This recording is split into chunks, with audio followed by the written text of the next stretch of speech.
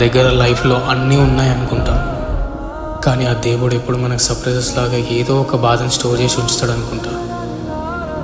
ఎప్పుడైతే మనం లైఫ్లో బాగున్నాం, అన్నీ సాధిస్తాం అనుకుంటాం చూడు, కరెక్ట్గా అదే టైంకి ఆ బాధలన్నింటినీ కిందికి దింపుతాడు కొరియల్లాగా. అప్పుడు అనిపిస్తుంది ఆ దేవుడు కూడా చాలా పెద్ద సాడిస్ట్ అని.